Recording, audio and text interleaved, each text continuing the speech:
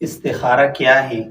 استخارے کا آسان طریقہ اور ہم کن کاموں کے لیے استخارہ کر سکتے ہیں، کن کاموں کے لیے نہیں کر سکتے، کیا ہم کسی اور سے اپنے لیے استخارہ کروا سکتے ہیں، استخارے کے متعلق آج آپ کو انشاءاللہ جو ضروری معلومات ہیں وہ بتاؤں گا۔ تو آپ کوشش کریں کہ اس چیز کو سمجھیں، کیونکہ بہت سارے لوگ غلط فہمیوں کے شکار ہیں، ان کو معلوم نہیں کہ استخارے کا مقصد کیا ہے، استخارہ ہم کس لیے کرتے ہیں، کن کاموں کے لیے ہم استخارہ کر سکتے ہیں۔ تو استخارہ یہ عربی زبان کا لفظ ہے، اس کا معنی ہے طلب الخیر من اللہ، اللہ تعالیٰ سے خیر طلب کرنا۔ تو اس کے معنی سے ہمیں پتہ چلتا ہے کہ یہ ایک دعا ہے۔ جب آپ کوئی کام کرنا چاہتے ہیں اور وہ کام مباح ہو یعنی جائز کام ہو، تو اس کے کرنے یا نہ کرنے کے لیے آپ استخارہ کر سکتے ہیں۔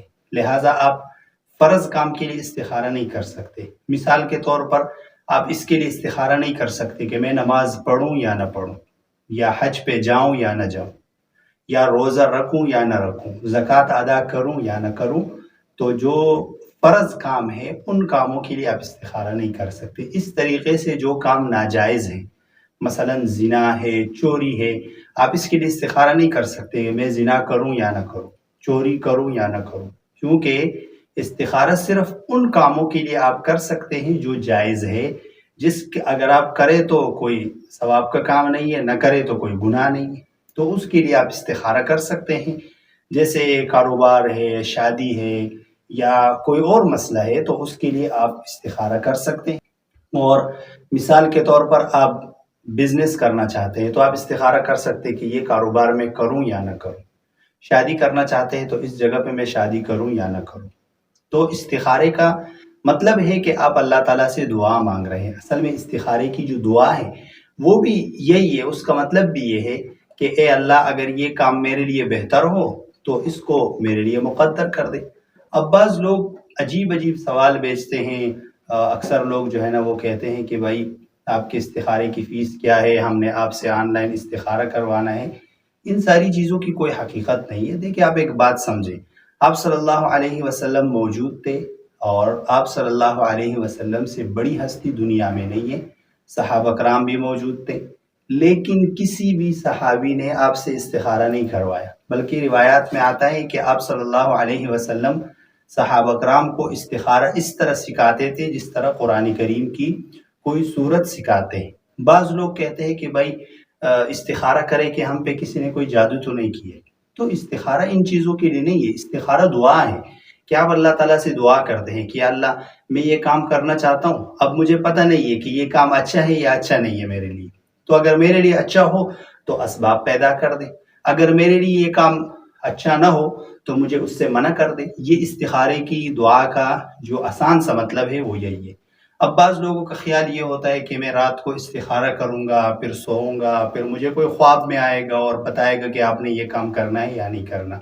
بعض لوگ استخارے کرتے ہیں، وہ کہتے ہیں ہمیں تو ابھی تک کوئی خواب نظر نہیں آیا، ابھی تک کوئی بات سمجھ نہیں آتی۔ اگر آپ کوئی کام کرنا چاہتے ہیں تو اس کے لیے استخارہ کریں، یعنی اللہ تعالیٰ سے دعا مانگے، پھر دیکھیں اپنی دل کی کیفیت کو دیکھیں کہ آپ کا دل کر رہا ہے اس کام کے لیے یا نہیں۔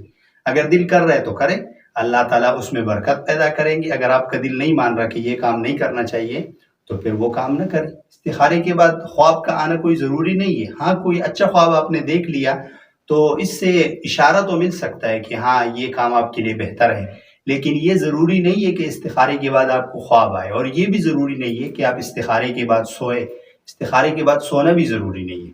بہرحال استخارے کا آسان طریقہ یہ ہے کہ آپ 2 رکعت نفل پڑھیں، کسی بھی وقت جس وقت انسان نفل پڑھ سکتا ہے، اور پھر اللہ تعالیٰ سے آپ دعا مانگیں۔ استخارے کی جو دعا ہے وہ کتابوں میں، نماز کی جو چھوٹی سی کتاب ہوتی ہے اس میں بھی لکھی ہوتی ہے، اللہم انی استخیرک بعلمک واستقدرک بقدرتک، کہ اللہ میں آپ سے خیر طلب کرتا ہوں، اور اگر یہ کام ہاذا، اس دعا میں لکھا ہوتا ہے کہ ہاذا پر آ کر آپ نے اس کام کا تصور کرنا ہے کہ یہ کام اگر میرے لیے بہتر ہو جس کے لیے میں نے استخارہ کیا ہے تو میرے مقدر میں کر دے، اگر میرے لیے بہتر نہ ہو تو مجھے اس کام سے منع کر دے۔ تو یہ استخارے کا آسان سا طریقہ ہے۔ 2 رکعت آپ نفل پڑھیں، پھر وہ دعا آپ مانگ لیں۔ اگر آپ کو وہ دعا عربی میں نہیں آتی تو اردو میں دعا مانگ لیں کہ یا اللہ میں نے اس کام کے لیے آپ سے خیر طلب کرنا ہے، یہ کام میں کرنا چاہتا ہوں، اگر یہ میرے لیے بہتر ہو تو راستے کھول دے، اگر میرے لیے بہتر نہ ہو، میرے لیے اس میں کوئی خرابی ہو تو مجھے اس کام سے منع کر دے۔